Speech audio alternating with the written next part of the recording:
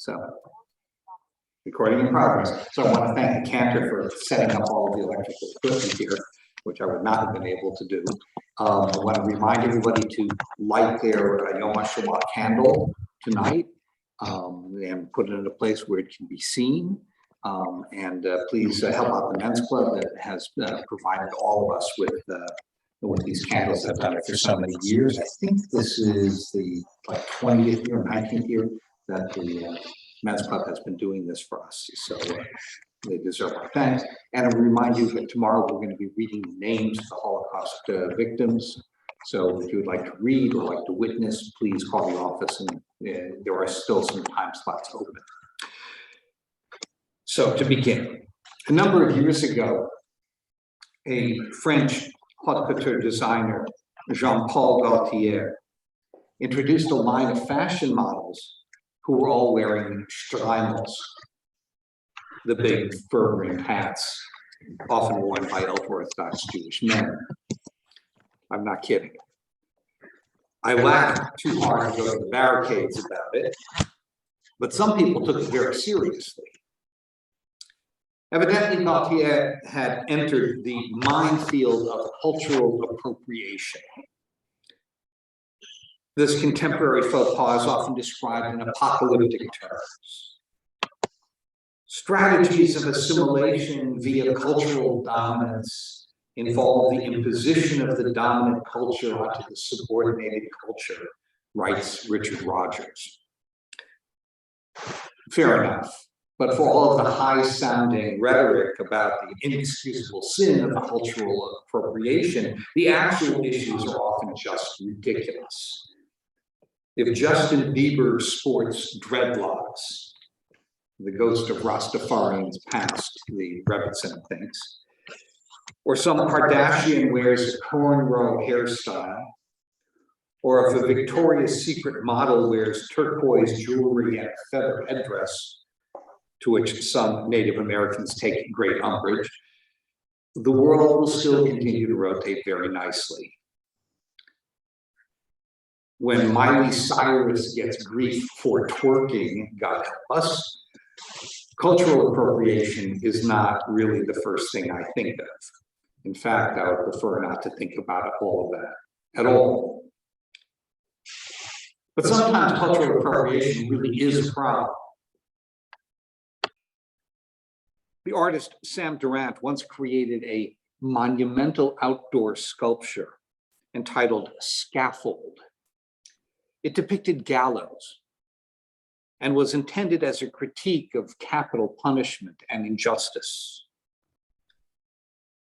But it was considered a slap in the face by the Dakota Indians, who actually had been subjected to the worst mass hanging in American history, 38 individuals. During the protests against this sculpture, which eventually led to the sculpture being disassembled and ultimately buried by the Dakota, signs were placed near the sculpture to express the feelings of the Dakota. "Our genocide is not your art," wrote one. "This is disrespectful to my grandfather," said another. And most powerfully, "Not your story to tell." Not your story to tell. Each people has its own story to tell. Stories of triumphs, stories of tragedies. There may be similarities. There certainly will be differences. Every story is unique. But the crucial question is, unique in what way? Because if people don't get to tell their own unique story, their integrity will be impugned, their cultural heritage will be weakened, and at worst, their very lives will be endangered. Such is the case with our Jewish story of the Holocaust. It is a remarkable thing that we live in a world where describing chopped up tomatoes, cucumbers, and olives as Israeli salad rather than Palestinian salad will lead to spasms of woke pearl clutching.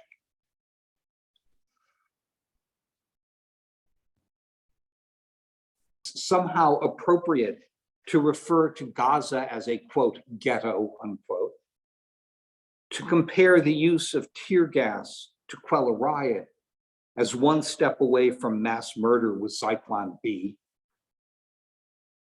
to change a Jewish star into a swastika,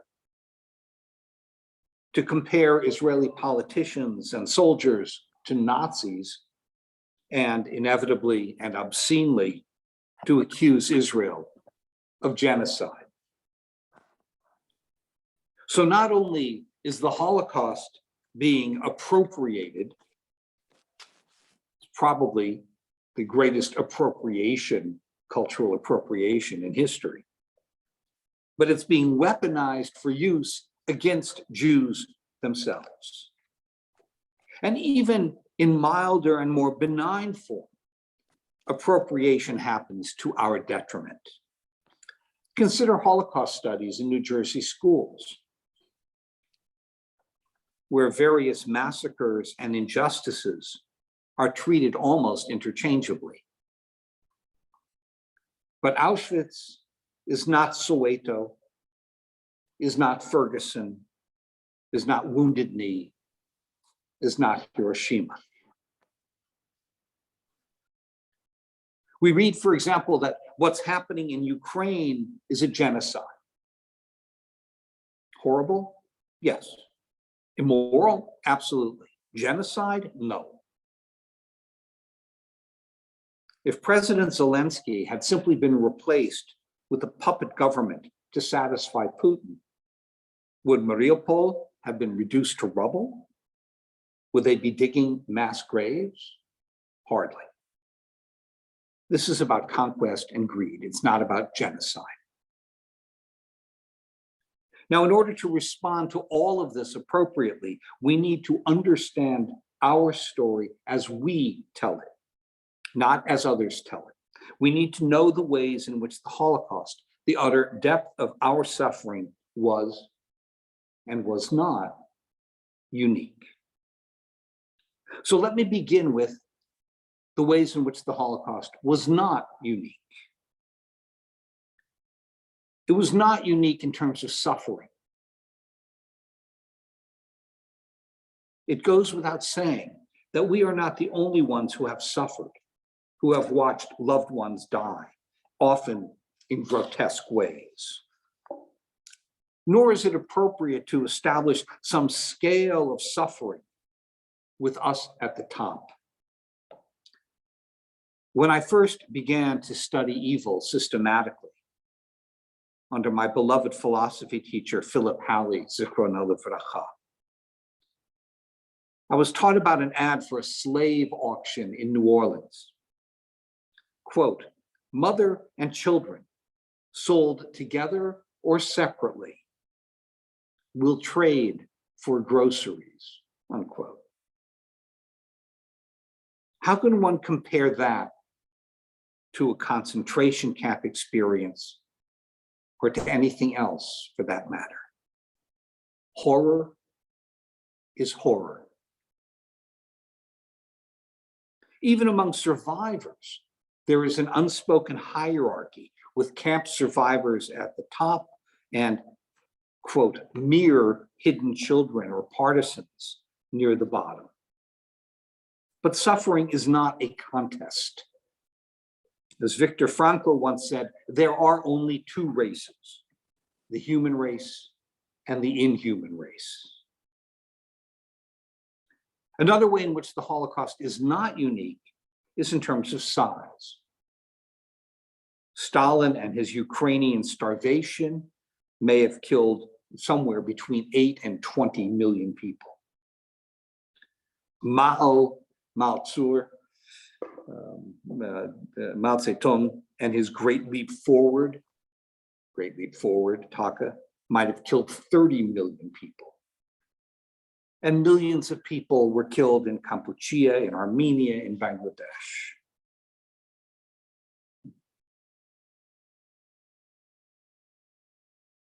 The massive involvement of the German government is also not a truly distinguishing factor.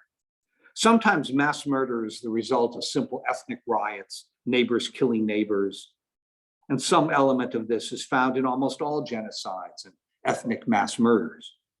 But mass killing on the scale of the Holocaust almost inevitably involves government organization and resources.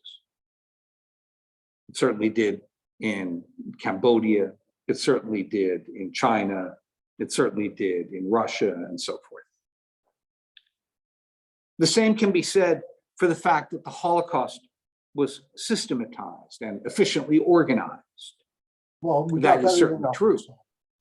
But when we look at other genocides, we see that they may be more or less rigid in their structure, but there's always some method in the madness. Someone decides that a certain area will be ethnically cleansed, that a death march will take place, that a mass grave will be dug. Dehumanization of the victims is also not a completely unique factor, although the specifics may well be unique, and the Nazis blazed a trail from discrimination to exclusion with yellow stars, to denigration, the sickness in the ghettos, the standing in your own excrement for days packed into a railroad car, to dehumanization, labeling people with numbers rather than names. But still, when you look at other genocides, you see that whites took all sorts of steps to dehumanize Black slaves. Everything from branding to rape to not allowing slaves to learn how to read. Pol Pot in Kampuchea did all sorts of things to, quote, re-educate the population. And more generally speaking, rape is almost universally used as a denigrating weapon of war. Think about Serbia and Bosnia. So those are all the ways in which the Holocaust is not unique. And from there, we move into a middle area where the school is still out on whether or not there is a uniqueness here. And that is revolves around the question, is the Holocaust an event in or out of history? In one sense, it was obviously in history. It was real times, real places, real people, real historical processes. So that puts it in history. But also, it was an unparalleled theological and moral event. When taken seriously, it shakes Western civilization with its idea of a compassionate God down to its core. The Holocaust was not only a war between Nazis and Jews. The Holocaust was a war over the nature of the universe. And even from an historical point of view, what happened in the Holocaust is in many ways outside of the realm of normal reference. So a simple exercise, compare World War I to World War II. Right? World War I is like every other war. You know, you have kings, you have empires that are fighting against each other. This one wants that one's territory. They fight back and forth. Nothing new here. World War II was something else entirely. Not for nothing was the Holocaust described as, quote, planet Auschwitz, unquote, by Yechiel Dinur, a testifying survivor at the Eichmann trial. Consider the name, Holocaust. What's a Holocaust? It's taken from a common translation of the biblical burnt offering, the Olah. So if you want to talk about an historian studying the Holocaust, it forces the historian into an approach with a certain degree of reverence, which is not your basic historical approach. And it also can create a potential distortion. It becomes almost impossible to have a dispassionate discussion about the Judenrat, the Jewish council that, for better and for worse, ruled over various ghettos, or the capo, the Jewish guard that to some extent collaborated with the Nazis, or the Eichmann trial. And certain topics have been nearly taboo altogether. The rape of Jewish women by the Nazis, for example, which is rarely spoken about, but which was almost ubiquitous. So that is a middle topic that this is still being avidly debated. But then there are a whole bunch of areas where there really is a uniqueness, right? First, there is the issue of history. The Holocaust didn't come out of nowhere. The Holocaust followed several millennia of people being told that Jews were the worst people on earth. Monstrous bloodsuckers, horned devil worshippers, murderers of God. We have quite a pedigree. The Nazi-Jewish conflict was utterly absent real political differences. In contrast to, for example, Turks, who realistically feared Armenian Christians would ally themselves with Russians.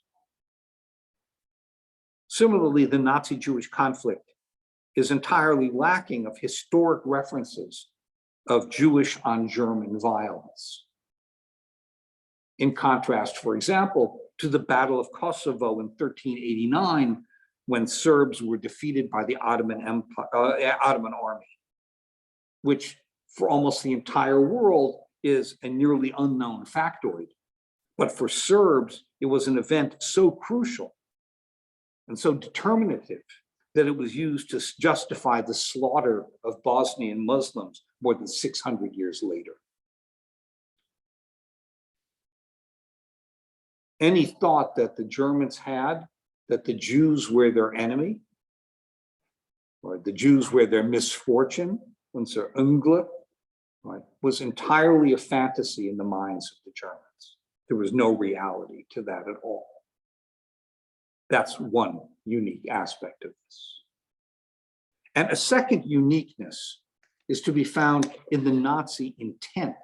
What were the Nazis trying to do with the Jews? It was not enslavement, it was not control, it was not to take over property or territory. Remember, the Jews didn't have any territory.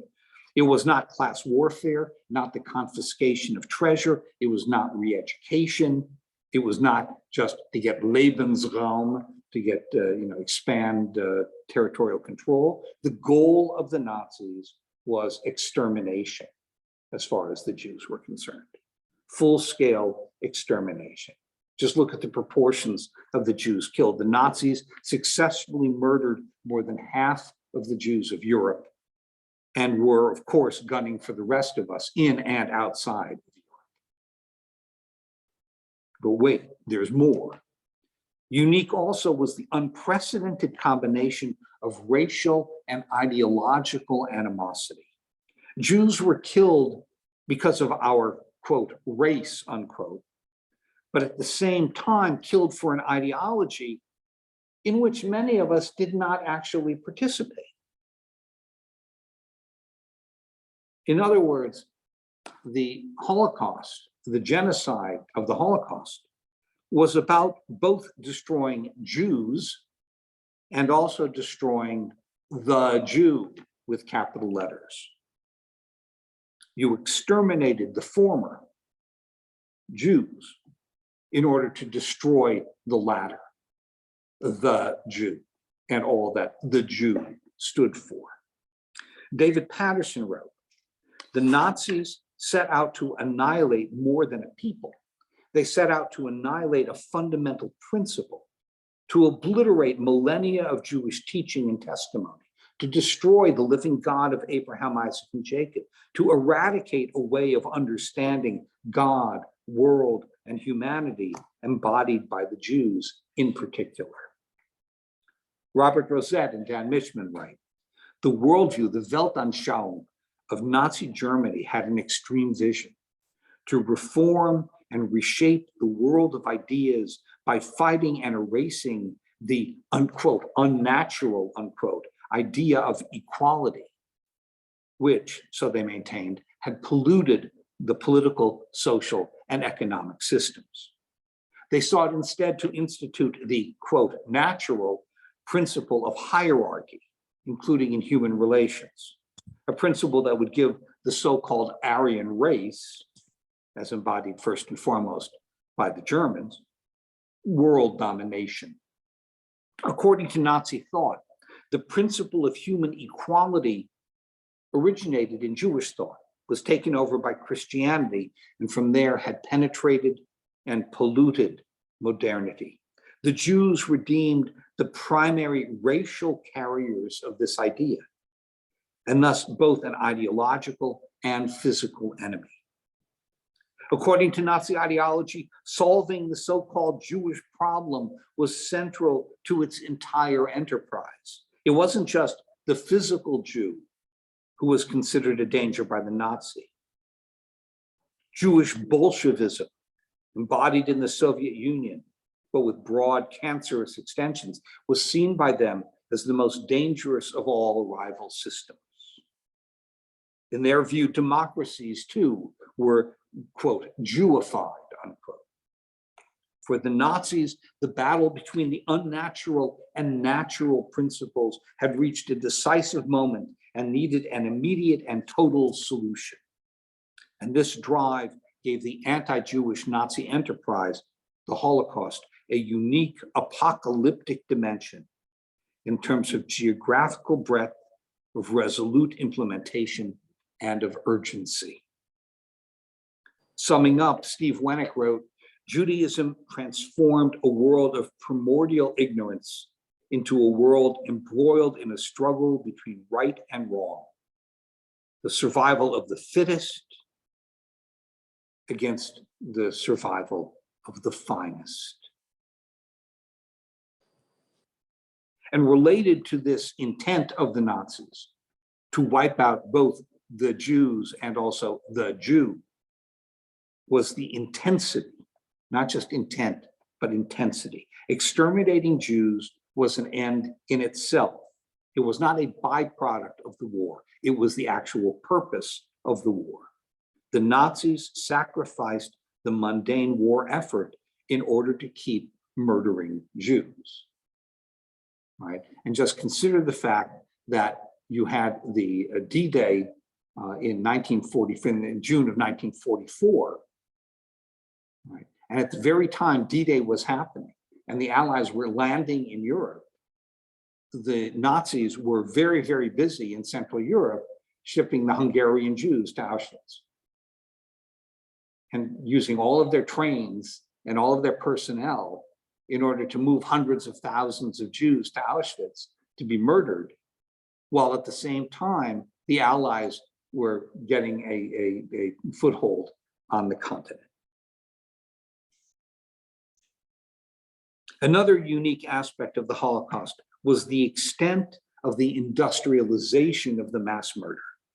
Sticks, knives, guns, and mass graves have soiled human society since the beginning of time.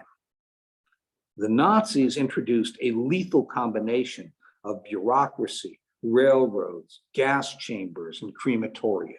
It is no coincidence that the first computer was used to catalog and point out Jews so that they could be easily rounded up in Germany.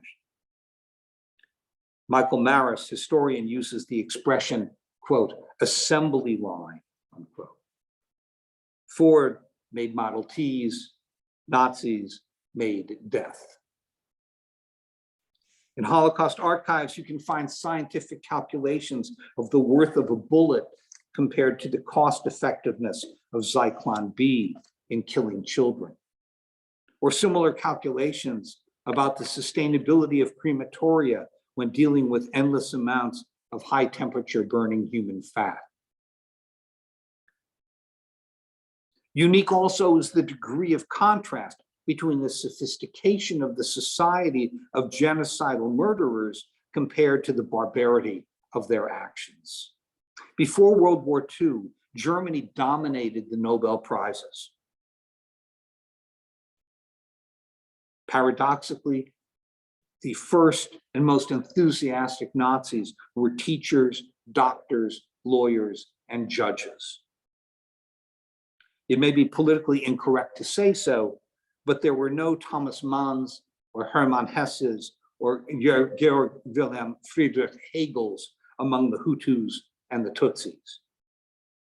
We could be forgiven for expecting better of what was considered to be the most sophisticated society on earth.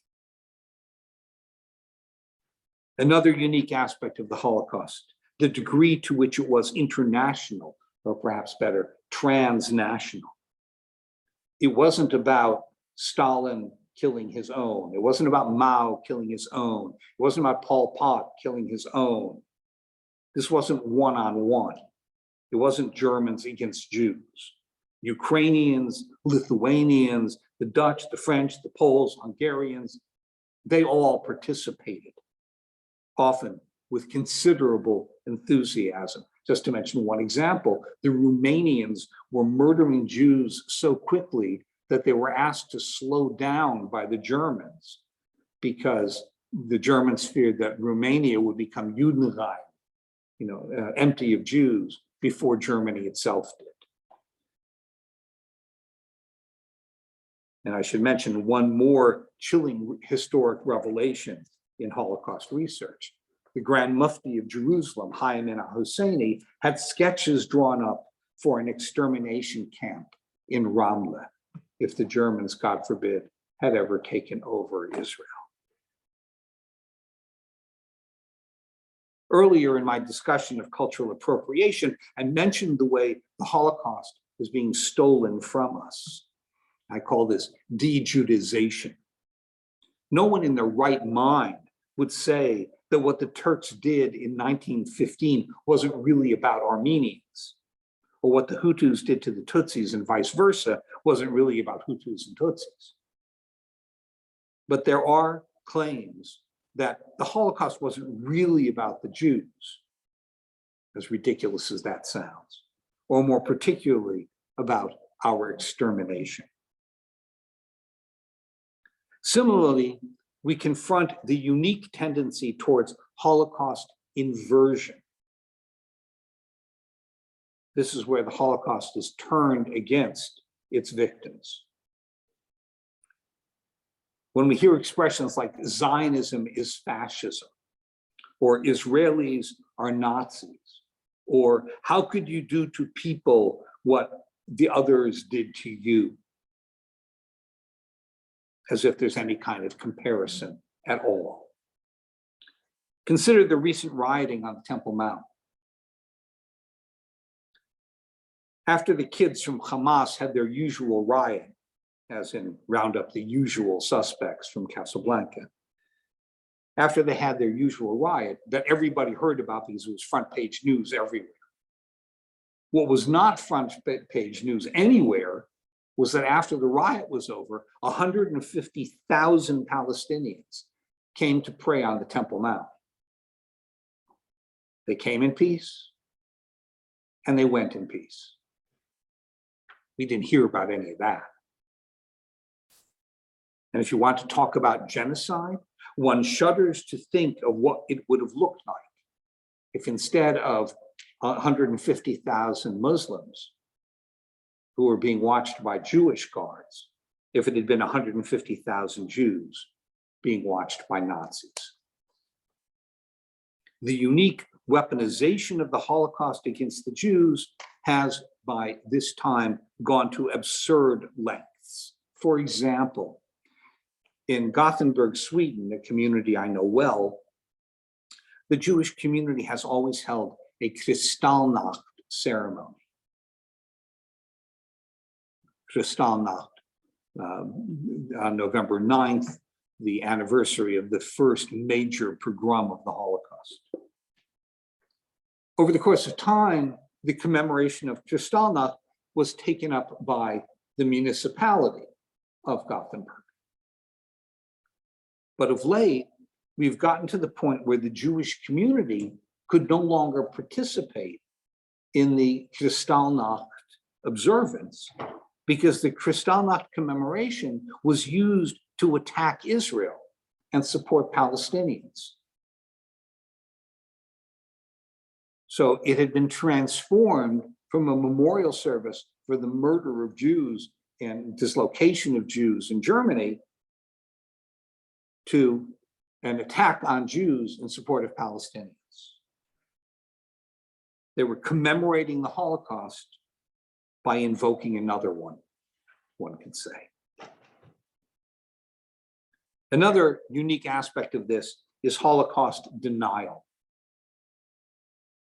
Although Turks will argue vehemently about whether there was an actual genocide in 1915, they hate that description, they still admit that somewhere around 500,000 Armenians died.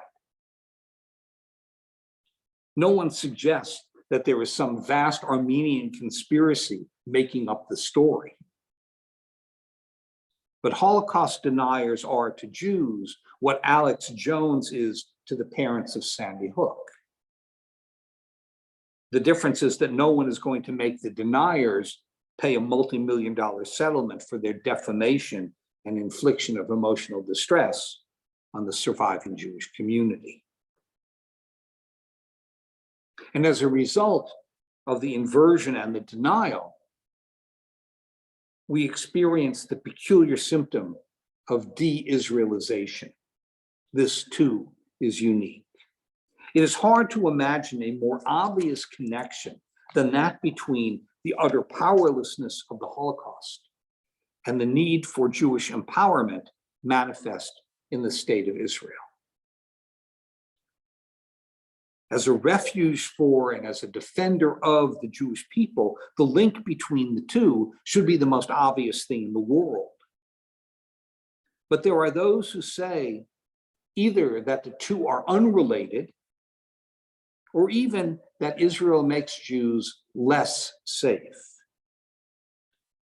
And to put the absurdity of that statement in perspective, consider the fact that the total number of Jews killed in Israel since 1860, the total number of Jews killed in Israel in 120 years is approximately 28,000 people, less than the number who died at Babi Yar on Yom Kippur of 1941.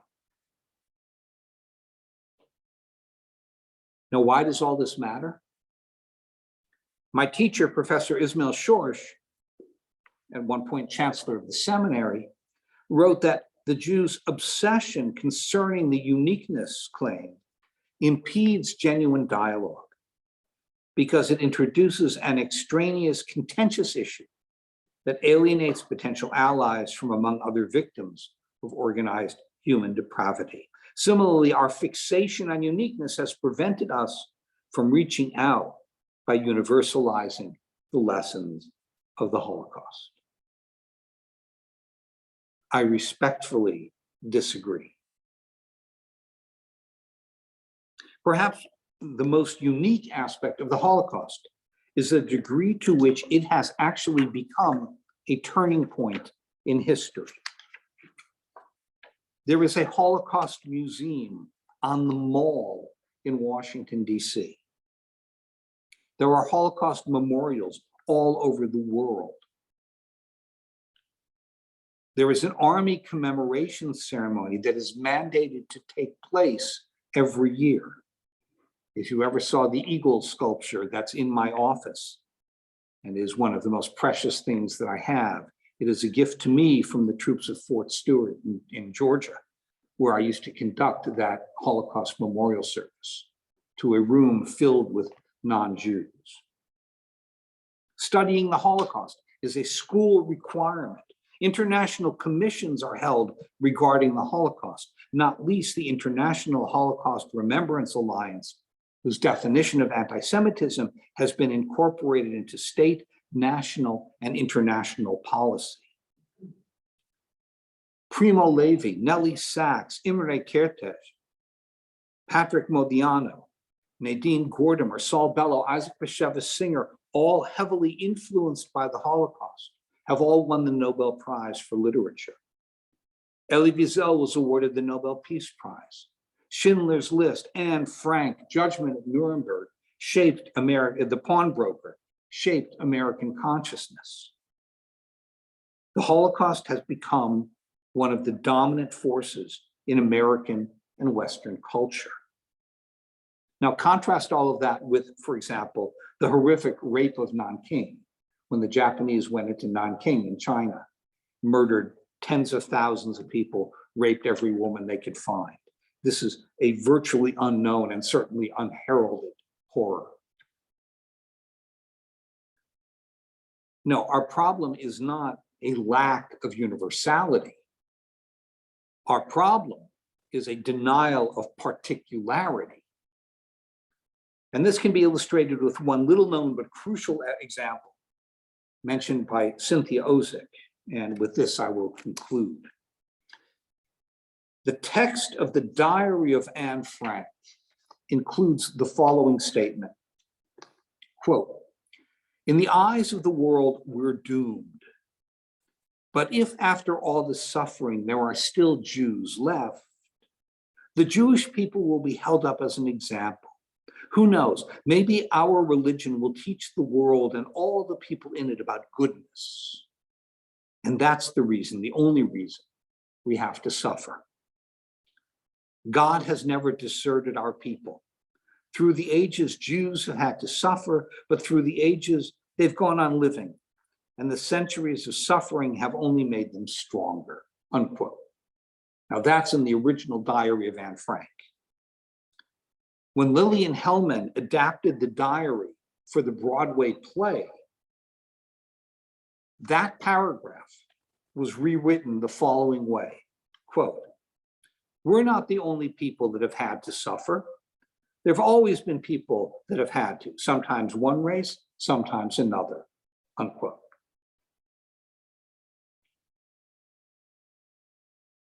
Garson Kanin, the director of the play, also Jewish, called the original quote by Anne Frank, where she talks about Jews and God and Jews suffering through the ages. He says of this original quote, he describes it as, quote, "an embarrassing piece of special pleading." The fact that in this play, the symbols of persecution and oppression are Jews is incidental.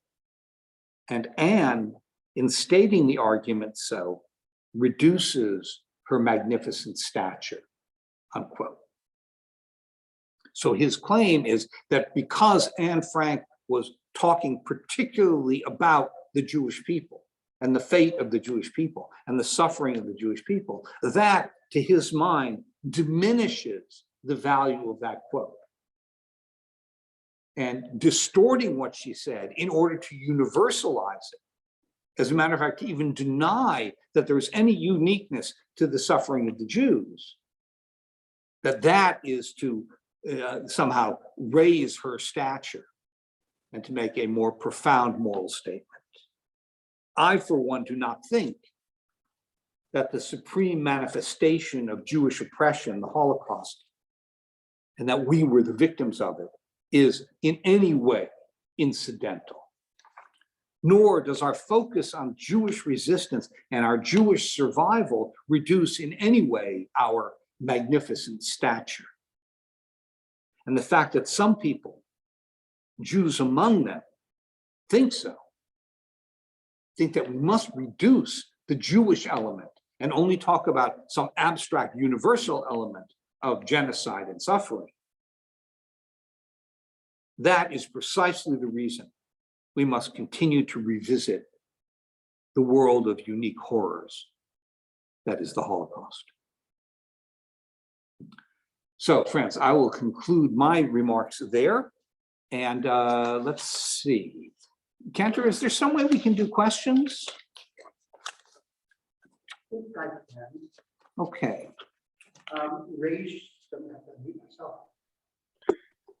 Hi, everybody. If you'd like to ask a question, I'm not sure how it'll work, but raise your hand physically. I'm going to change the view. I'm going to stop the spotlight on the rabbi and try to make a view so we can see everybody. Gallery view. Okay, Herb has a question. Let me turn my sound up and see if we can hear. Go ahead. when I woke up this morning and listened to all the programs, everybody was saying today is Holocaust Day, but yet we are a day behind and Yom HaShoah is tomorrow. Why has everybody accepted today as Holocaust Day and not following what we think Holocaust Day is? Herb, my suggestion on that is only that they know that tonight we're lighting the candle. So they don't think about the day beginning at nightfall. So for them, what's the date to the 26th, 27th, whatever it is, 27th. So for them, it's the 27th is, the day. Whereas we know that it's, that the day begins now. It begins. I don't think there's anything deeper ideological than that. I just think they don't quite get it about the lighting the candle. That the day begins at night. I think that's a little hard for them. We're used to it, but I think they have trouble wrapping it. Other questions? Anti-Semitism is at its highest. Yom HaShoah, as we approach another one. Highest. Anti-Israel seems to be at its highest. What's going on? Okay, so Arthur is saying anti-Semitism seems to be at its highest right now. Now here, as we approach Yom HaShoah, anti-Israel, anti-Semitism, and so what's going on? Arthur, I believe that your perception is incorrect. Okay, I truly do not believe. I mean, yeah, it is certainly true that the number of anti-Semitic incidents has definitely risen. I just watched reports by ADL on increase. Right, and there are increases. And somebody today actually told me about an app that you can get on your phone, where every day you will get a report of what the anti-Semitic incidents were that happened that day. So there's no question that that stuff is out there. Okay, no doubt about it. Right. But this stuff needs to be put in context. All right.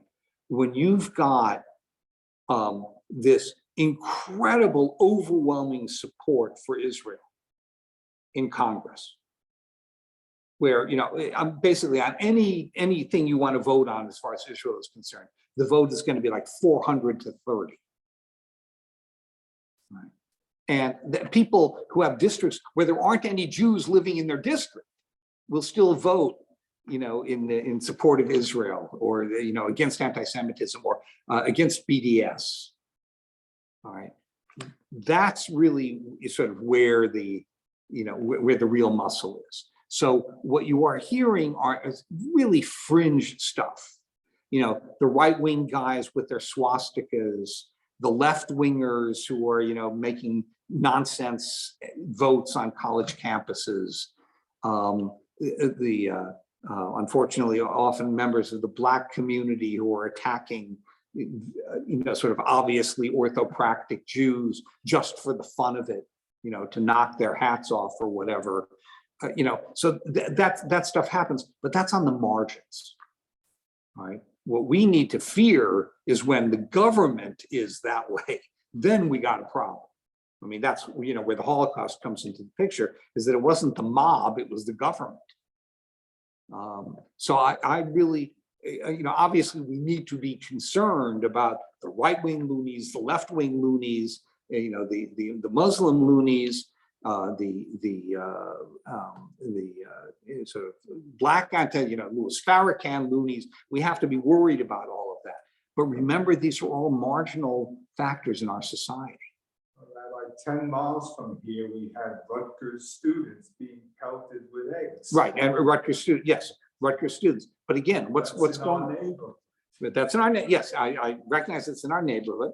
But if you look at the latest survey, the overwhelming percent of American Jewish college students do not experience anti-Semitism on their campuses. All right, which is not to say it isn't there. And certainly, we could all point out to, examples of this stuff. But frankly, I'm more worried about having professors at Rutgers saying that, Israelis intentionally mutilate Palestinian bodies than about the egg throwers. So, Cantor, any questions online? Anybody have a question? Sam, you had a question. Sam Fisher. Yes, I know you mentioned that what was unique about the Nazis was that there was no motive from land or et cetera, et cetera. But there were really like theories out there to like some motivation. I would have to. It seemed like there'd be some motivation. With the Jews and the threat, they were trying to capture, regain financial, banking, but they, especially in Germany, when the Jews were very active, they controlled the banking, for example, and by wiping out the Jews, they would gain all this wealth, so we capture very valuable artwork, etc. Okay. Some people motivate you. If we wipe out the Jews, we'll regain We'll get this. finances. We'll be able to get something monetarily or some purpose at the end of the day. So Sam's question, just to make sure that everybody heard, is that I had talked about this kind of irrational motivation of the Germans to murder Jews, but Sam was saying, is there no like practical basis? Is there not an issue of like the takeover of Jewish property or ending whatever influence Jews had on banks and so forth? And my answer to that, Sam, is that there had been a process that had been going on for decades in Germany. The claim that Jews had somehow infiltrated and sullied pure German culture. Wagner, for example, was often making that claim that that the Jews had somehow, not so much that the Jews had done it, but Jews had infiltrated and therefore diminished the purity of German creative expression. And so when you look at the Nuremberg laws, particularly of 1935, all right, they really were intended to sort of re-ghettoize the Jews, that to limit what Jews could own, to kick Jews out of various professions, to remove Jews from the universities, and so forth. So the Nazis were well on their way to doing that, with the result that they would be confiscating a whole bunch of property and reversing who owned what businesses and so forth. But that did not necessitate mass murder. Right? That would simply be the confiscation of property. What would make the Nazis so obsessed that they would have to go and murder Jewish children? I mean, it's one thing to say take over a bank. I mean, it could be this fear that if we don't annihilate all the Jews, 10 years from now, whatever, They'll come back.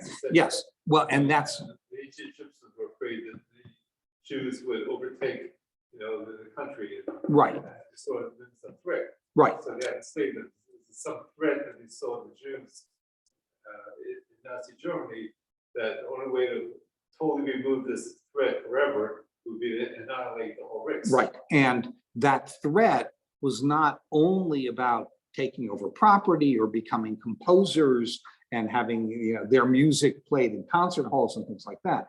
The Nazis saw the ultimate threat of the Jews as introducing to the world as a whole a set of concepts that involved things like mercy and compassion, and an attempt to limit the raw expression of will and power. That's what the Nazis most actively wanted to deny, and that's what the Nazis saw the Jews as most actively embodying. And so I mean, to a certain extent, they weren't wrong about that. The Jews do stand for compassion and so forth. The Jews do want a limitation on our Yetzer Hora, on that raw will. Think about the Leni Riefenstahl propaganda film, The Triumph of the Will. You know, that was really seen as what Nazism was all about. And we were the embodiment of it. So it wasn't so much a fear that those Jewish children would grow up to become Jewish bankers. It was that those Jewish children would grow up and continue to propagate this idea of what we would consider to be human decency that was getting in the way of the ambition of the Nazis to set up a hierarchical world of, you know, Übermenschen, the supermen at the top and various kinds of slaves down at the bottom.